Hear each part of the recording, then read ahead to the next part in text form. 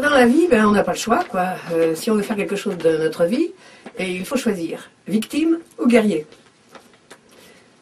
La victime se fait porter. Bon, il y a les œuvres sociales pour ça, c'est très bien. Des fois, on peut se trouver dans le rôle de la victime tout en étant un guerrier.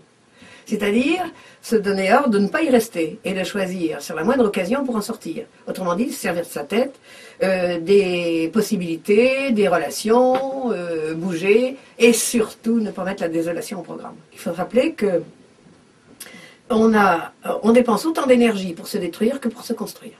C'est exactement la même somme. Donc, il y a un choix à faire, victime ou guerrier. Guerrier, ça veut dire se battre.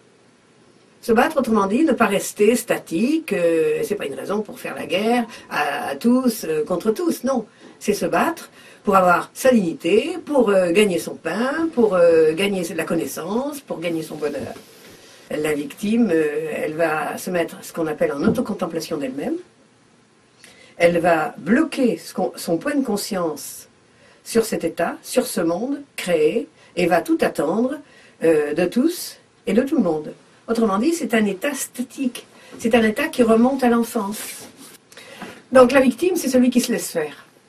C'est celui qui ne met pas en pratique un bon rationnel parce qu'il ne l'a pas à sa disposition. Et justement, je me suis prise par la main parce que ce sont des points essentiels.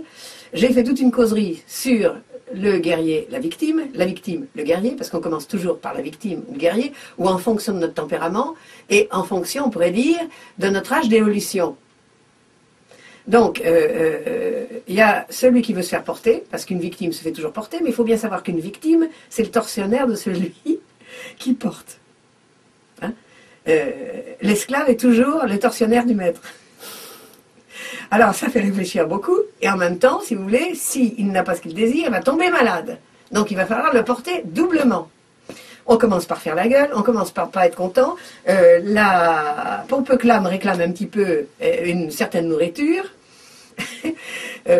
va envoyer des stress, va envoyer des états semi-dépressifs où on n'est pas content de sa vie. Et pour cause, on est content de sa vie que dans l'action, que dans le bonheur d'exister.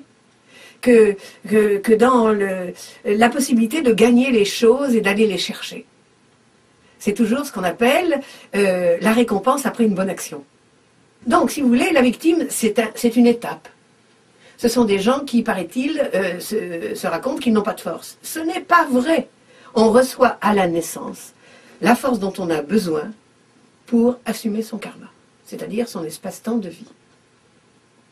Alors, évidemment, c'est plus facile d'envoyer quelqu'un au charbon, gagner sa croûte, ne jamais être content.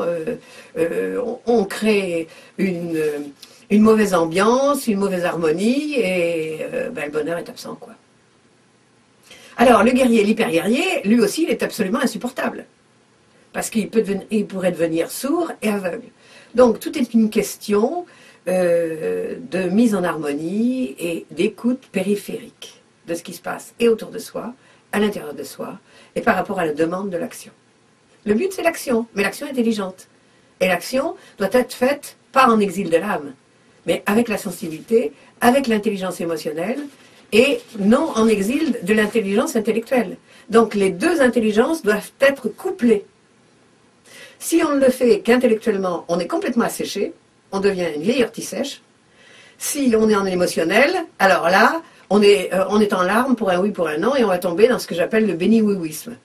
Le guerrier peut avoir des moments de victime, mais ça ne durera jamais longtemps, parce qu'il a pris l'habitude de se battre.